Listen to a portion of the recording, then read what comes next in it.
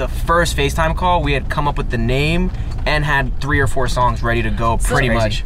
Like, and I think the great thing is for us, we both, even when we first talked, it's like there's no, like I like to say there's like no ego in it. It's like we want Sidepiece to be a success. And like, wow, that show was insane. Like I jumped into the crowd and got Mexican beer spilled all over me. It was like so dope, just like headbanging and mosh pitting with these kids that are just really into it. And I went on the Grammys.com whenever they were doing the announcement of it, right? Like, and I'm just like, I had it on and I was sitting there and all of a sudden I see our name pop up and I'm like, you gotta be kidding me.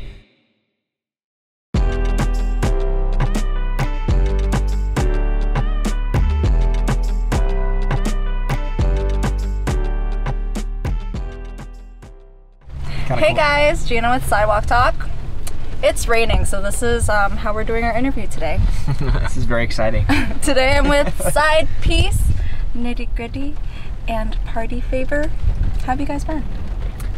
We've been great, I think, you know? It's raining, which I think is good luck for us. Dude, we've been saying this all week. All this like bad weather, the whatever things that happen bad before the Grammys means on the Grammys it's gonna be. That's right. A good day. It's like when you're getting married, you know, if it rains on your wedding, it's technically good luck. It is. Like you don't want it. Who but says that? Sidepiece, you know. Yeah, we say Where that. have you heard that? Isn't that Everywhere. bad luck? No, He's it's getting married. good luck. He would know. Yeah, he would know. Let me read this. I thought, where does, okay, I'm really curious. I always heard that that it's sounds like bad that's luck to me. no, like no, if no, it's it's raining like, on your parade or raining on your it's wedding. good luck. It means it's like yeah, a good it's like I don't know, later. guys. Yeah. It turns the it's the bad luck turns. Why don't into the we? good Why don't luck, we? You can give it to it. You can give it as a poll to the audience. Okay. What do you guys? If they've think? ever heard What that do you guys term. think? Comment. I guess if I'm wrong, then I'm wrong. So. How has COVID affected you guys? Like, what have you guys been doing? I mean, it just took away our entire touring, but your income, everything. no, I think shows. I think what we both feel this whole time, the 1 or 2, 3 good things that have happened have kind of outweighed, you know, the whole touring stopping because of all the great music that we've been working on and the Grammys and these collaborations. So it's like we could look at it like, oh, boo-hoo us, but we could also put it into perspective and be like, yo, we're just making good music and we have momentum still, so we'll just get back when everybody's ready. So you guys are nominated for a Grammy. We are. That's yeah. Yes, we are. What were you guys doing when you guys heard that? Heard the news? We it's so funny. We were watching the stream like everybody else. So obviously we have no idea, and I tuned in because I was so curious. We had heard like it was possible that like, you know, like we thought we had a good chance, but it was kind of still we didn't really know. And I went on the Grammys.com whenever they were doing the announcement of it, right? Like, and I'm just like, I had it on and I was sitting there and all of a sudden I see our name pop up and I'm like, you gotta be kidding me. So I call my girl and she comes running and she starts screaming. We start jumping up and down and then I FaceTime Ricky. And Ricky, you were I was in Dominican Republic. Yeah, you were in the Dominican with my girlfriend and her mom and her dad and my mom and my dad. We did like a little, you know, mini vacation, and so we were just in the hotel room on the crappy Wi-Fi, just like waiting. And Dua Lipa's like, "Diplo and Sidepiece on my mind." I'm like, yeah, it was crazy. Yeah, we like FaceTime each other immediately. I FaceTime him. I just hear screaming in the background, and we're jumping up and down. Yeah, that's good. That's the one. And the nominees are On My Mind. Oh! Let's go! Let's go! The first one. Yeah! That's good. So how did you guys even come up with Sidepiece? Like one FaceTime call. Yeah, it was. Who reached out to who first? I reached out to Ricky. Oh, you did? Yeah. And what were you? I mean, it was just like, I remember him hitting me up on a DM, and I don't even remember if we said something about house music or not, but he's like, hey man, I would love to like get on a call and see what we could work on. And it just turned out that like he had actually Temptation, one of the songs that's about to come out in a week, is one of the first songs he ever showed me of his. And same thing with On My Mind, is one of the first records that I had showed him that we had started. And then it's funny that that's literally the 2 songs that are like kind of going on right now. So it's crazy that the first FaceTime call, we had come up with the name and had 3 or 4 songs ready to go pretty much. You guys, how long did it take you to figure out Sidepiece? Dylan, I thought it was Side Project, and then Dylan was like Sidepiece, and I was like, holy shit, genius. Yeah, it was just kind of like, it was this weird thing where it was obvious, it clearly felt meant to be, just because it was such a like, he's like, the name, I said this, we're like, that's amazing. We have all these songs ready to go, we're like, we all like, and we're like, oh, we both want to just add our things to it. And it's like, we got to do this. Yeah, it was meant to be. It was meant to be. It was for right, sure. like the heavens aligned. Yeah. So when people are trying to figure out how to partner up together, I guess, like what's something really important, or like what's a piece of advice that you would give to people that might want to? It's a good question. Come together. I think you have to kind of have a mutual respect, but also I think the biggest thing is that I think it's important to establish yourself and your own sound and your project first, because I mean, you know, obviously Ricky's been around for a while, I've been around for a while, we've had our own, you know, fan bases and our own sound, and I think that it made us, you know, it's not like we're getting together and making the same thing. It's kind of like we came together to try to do something completely different with our sounds. So when you guys are collaborating, are you guys equally collaborating, or is someone more focused on certain things? And I think it's different every time, because like we've like I literally just said with Temptation or On My Mind, just because one of us starts something doesn't mean we don't finish it together. And like a lot of the recent songs during quarantine, like we had a little, you know, couple sessions in California here, and those were super easy, us both in the room, pretty much 50-50ing the whole thing. And then sometimes he comes up with like this crazy bass line and some drums, and then I'll be like, oh, I have a like vocal idea, or vice versa. So it's like, it's almost, of the 20 or 30 songs deep right now, it's different every time. 20 to 30 songs? Yeah. I mean, we're deep in this. Yeah. But to touch on what he said, when did you guys come together? Like a year and a half ago, maybe? We've been busy. Yeah, we've been busy. But to touch on what he said, though, it's like, in a weird way, I still feel kind of like it feels 50, because of course. Because he let's say I do one thing or he does one thing. Sometimes it's like one person might do slightly more in the song, but it's like the other person might add that sauce that we were missing. Yeah. So there's no, like, and I think the great thing is for us, we both, even when we first talked, it's like there's no, like, I like to say there's like no ego in it. It's like we want Sidepiece to be a success. So to answer your one question ago, I think that's a great tip, is like, about a duo, the biggest thing is leaving, you know, everything at the door to be like what's best for the group. And that goes with the teams making the same, the trust between our managers, our agents, me and him personally. So there's like obviously always these little growing pains of like, oh wait, I used to do it like this for Nitti Gritti, and he used to do it like this for Party Favor, and then being like, oh yo, my bad, my team used to do it like this, let's find a way to do it together. And like that whole thing is really, I think, what so we don't bicker, so we don't bicker like married couples. We do, you know, it's okay, but that's great. Did you guys ever just agree on anything? Yeah, of course. Yeah, we yell and fight. No, we don't fight like that, but I'm just saying, like, you know, if there's a song. Yeah, but well, you have a different idea, and so then how do you guys handle something where it's like fist fights? I can assume that you guys are going to have an EP coming out soon, then, right? I don't think we're going to do an EP, but maybe like a 2-track thing. But I think we're going to stick it with singles for a while. Yeah. Just describe working with Diplo in one word. One word. One word. Discombobulated. Collaborative, I'd say, is my one word to describe it. How do you feel about festivals coming back? I'm pretty excited, honestly.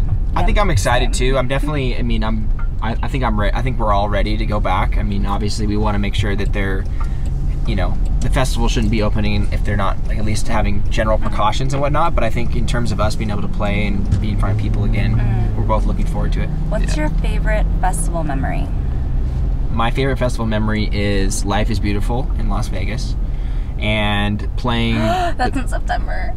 Yes, it is. I wish I was playing this year. But it was just the most, like, you know, I've played so many EDCs, I've played festivals around the world, very fortunate to do that.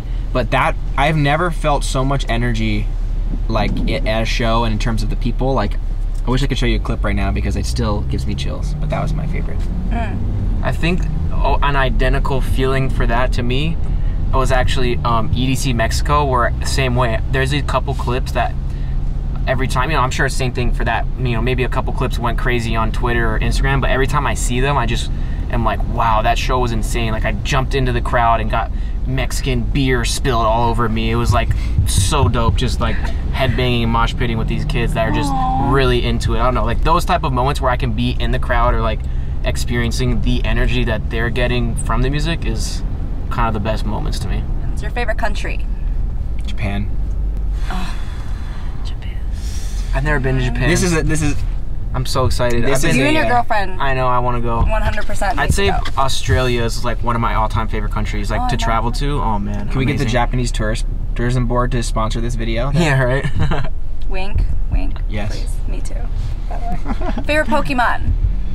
Charizard. I was gonna say the same thing. Yeah, I'm not even that big into Pokemon, but I know Charizard. Look at us. See, we agree. Wow. See, you guys are meant for each other. Biggest lesson you learned in this industry? Ooh. It's a deep question. Jeez. We were just kind of talking about this. We went from Pokemon to lessons. Yes, we did. I think integrity is really good and hard to find in this industry, and I think that, and that goes for just any big, like, you know, arts or whatever. But I think like in music, there's a lot of horror stories, and I think if you can show that you're genuine and you are someone that can, you know, that can be trusted and is you know, whether you're a part of someone else's project or you're a part of yourself, or how you represent yourself goes a long way. So that was really long-winded. No, it makes sense. I mean, having genuine people around you, like, in a short answer for me, it's pretty identical. It's the people you surround yourself with. So your like immediate family and team in the industry is, to me, the most important. Because like, I don't know if you guys seen like the Billie Eilish documentary, or, you know, a Justin Bieber kind of story where like, it doesn't matter how big, how dope, how talented, how whatever, if you don't have people around you that aren't yes men and actually tell you, yo, stop doing that, or you should do more of this, like, you literally will get stopped dead in your tracks no matter how big you are. And like, that's careers for you, I think. How'd you meet those people? Just naturally? Or how, like, I'm sure you had to trust these people at one point. As cheesy as it sounds for me, it's like, I feel their vibes. Gut feeling. As cheesy as that sounds, because I'm not gonna say I'm a vibe reader, because that's bad. But you know, I think how's that bad? I just think that, like, to me, I know within a few moments if I like someone, or I feel like that they're a genuine person within like a few minutes. You know, like, I felt that way about Ricky when I first met him, and I felt, you know, certain people, and maybe you know. We're still deciding. Yeah, you know, still deciding. 5 minutes left. I hope so. Just kidding. I 100% second this. We kind of have to at some point put faith in somebody, like you said. So you kind of have to go off on a limb in the very beginning. But, you know, if you're having these signs and gut feelings, those are super important to pay attention to about who's around you. So, following up with best advice to give someone that's in this industry. Do your own thing. Find a way to be individual and try to make your own way, because I feel like everyone's always trying to copy what someone else did, and I think that, like, even for us in the dance music world, you know, we're not going to go out and be Chris Lake, right? Chris Lake's Chris Lake. So it's like, how can we be our own sound within this world? So I think just finding your own original you know, sound, look, or the combination of both, I guess. So I would say, because that's something I already agree with, but on the other side of it is also the amount of like real world, like hour per hour, day by day work you put in directly affects your success. I don't care what anybody says, like, not just like, oh, I'm gonna put in work today and then, you know, you take 5 days off. I'm saying like the actual 10,000 hour rule is, there's just never gonna be anything. Talent will never beat that. Like, that's true. You can be a horrible producer and still become successful as a producer. Like, I don't know, there's just countless people that I know that tell me personally, I'm not even that great at music, but they're huge producers because they learned and got the ear and stuff. It's like, I don't even feel like I'm ever gonna be the best guitar, whatever I play, it doesn't matter. You know, if you put that work in for production and learning sounds, it's kind of more important. Favorite food? Oh my god, fuck, food question. Sushi. Sushi. Mine's just literally like rice and beans and chicken from like anywhere in the Caribbean, just all day. How long do you work on music? Like, what's your everyday? Specifically for Sidepiece? No, just music for you guys.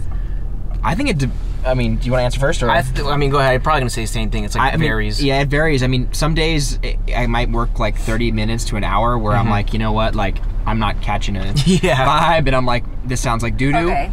And then sometimes it's like 8 hours goes by. Because you know how some people's advice is like, always set a time, like 8 to 2 o'clock, and just stick with it. You can, I don't see anything wrong with that, but I will say something I've learned is that creativity hits you without you knowing it. So like, you could be working out or eating, and then you write something down. That's like, I don't know what it is. Every time I'm taking a crap, like, I hate to say it like that, But every time I go to the bathroom, I come up with the craziest idea, and I go back and I'm like, oh, now I'm ready. And then I sit down for an hour and I really bang something out, or like a workout or something where I don't do music. I come back and then I'm like, creativity hits. That's when I sit down. I go in like weird like month spurts, like where like 1 month I'll be like just like on crack with creativity, and the next month I'll literally feel like, you know, like that SpongeBob meme where he's all like dried out and it's like all the really like, it's like super detailed and he looks like really scary. That'll be me.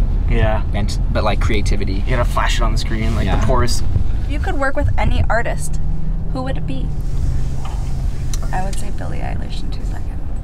You would say Billie Eilish in 2 seconds? That would If be I so made fire. music, I mean, hey, Billie I would Eilish. love to work with Billie Eilish. Ariana Grande, Justin Bieber. I don't know why I'm answering. I think, sure. I mean, hey, I'm open for anything. For Sidepiece, we could try to bring everybody into this world, you know? I mean, what would Sidepiece and Billie Eilish sound like? Oh, I already know. It would sound Super crazy. Sexy, dark, kind of like clever little dinky sound on the drop. Dinky sound. Yeah, because like, you know how like in Bad Guy it's like doo-doo-doo-doo-doo-doo? Like imagine that in tech house.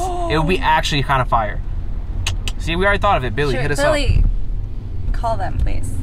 Make Call it us, happen. Billy. Okay, production questions. Favorite VST? What's the one we always use like in Sidepiece? That's like the old ravey. Oh, I shit's started using like the Prophet. Oh yeah. Prophet that too. or Juno. That one's been killing it for us. Yeah, we've been using some old analog synth. Has been crazy. Weirdest sample you've used? Weirdest. We've used our voice with like a ton of times and like weird little you know sound what? effects. My favorite one is when we did Whatcha for what's it called? Round and round. Yeah. We literally recorded like a disco 70s like whip thing, and then we both went Whatcha, and it sounds kind of layered a bunch of them, so it sounds like a bunch of people saying it. Sounds like an old, like we took it from an old karate like a video. disco Oh, you guys karate. Yeah, disco karate. Favorite plugin? I've been really liking Soothe lately, which is great for EQing. It makes us sound like we're better producers than we are, you know? I agree. Anything to help. How do you get over writer's block? Make something completely different. Yes. Like don't make the same thing.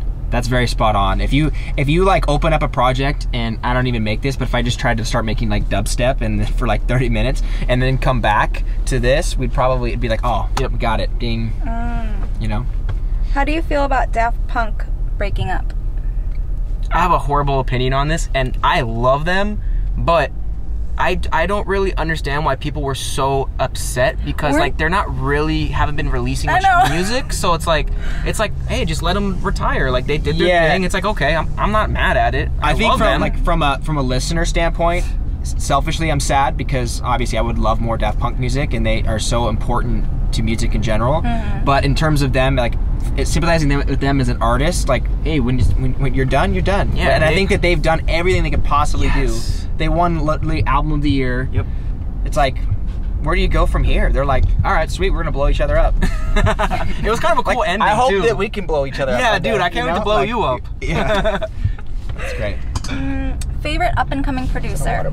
Oh, dude, Casey Lights is so sick. I don't know if it's up and I don't coming, even know. but Yeah, every time we get promos from him, so sick. I'm like, yo, this is going in Sidepiece set right now. Yeah, Casey Lights is fire. I mean, shout out Casey Lights. Yeah. I'm in my mid-20s. Is it too late to pick up making music on a DAW? Yes. No, I'm kidding. No, it's savage. It's never. I'm sorry. Crushing people's hopes and I'm in a silly dreams. mood today. Yeah, no, it's literally never too late to do anything in your life whenever you want to do it. So it doesn't matter if you're 60 years old, 70 years old, pick up your laptop, download a torrent. No, I'm just kidding. Just buy something, try it out. I feel like, man, there's no age for creativity. I forget which artists started in their like 40s, but there's just so many that if I had looked up on Google beforehand, I would have been Harrison Ford was almost 40 when Yeah, he was there's so many when he was in successful- Star Wars. Yeah, exactly. And he was a carpenter before that on set. Right. Oh, this is for Nitti. When you made the Lights mashup, was there an oh shit moment? Like, did you expect it to blow up like it did? I just knew. I remember exactly where I was. My manager's house I lived in has this counter I would always make music with, like make music on, and I always just sit there until 3 in the morning.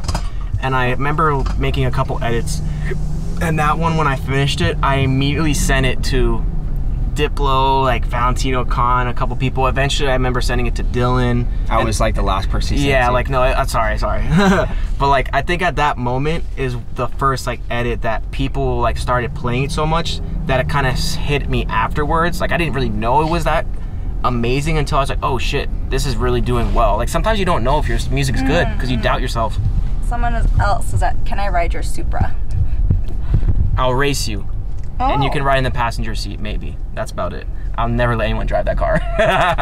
What do you guys want to be remembered for? Do you remember how you answered it with Lauren? No. If I can look back in 10 years, or people can look back and say, hey, like, you know, you affected my life in a positive way, then like that makes me happy as a legacy. You know, I don't necessarily need to have a Grammy or, you know, awards on the wall. As long as it's like positively affected certain people, then I'm super happy. Okay, so this is going to be interesting. So right now, what do you want to be remembered for? I feel like I just want to be remembered for like bringing happiness to people. You know, I think like accolades are amazing and all this stuff, but I think if we can like touch people's lives through our music, that's I think is the most powerful thing. I can second that in a different way by saying like, especially in the house music industry and stuff, I would 100% rather be remembered as like, you know, the duo or group that kind of brought back the joy and like the dancing, and you know, not that everybody's not like that already, but just more of like an enjoyable time and not about class or VIP or, you know, exactly like you said, it's not really about the Grammys. It's about, yo, I love that song and I love their sets, and it's just kind of a whole encompassing fun happy time instead of just like the biggest streaming and the big, you know. Well, thank you guys. Sidepiece, this is Sidepiece. This is us. Thank you so much for doing this interview, and thank you Alexandra from Listen Up for driving. that's our PR. This right is there. She's the best. Full service. And she got here right on time. Like I we know. just got back. Yeah. I timed it perfectly. There we go. Bye guys. Bye. Bye.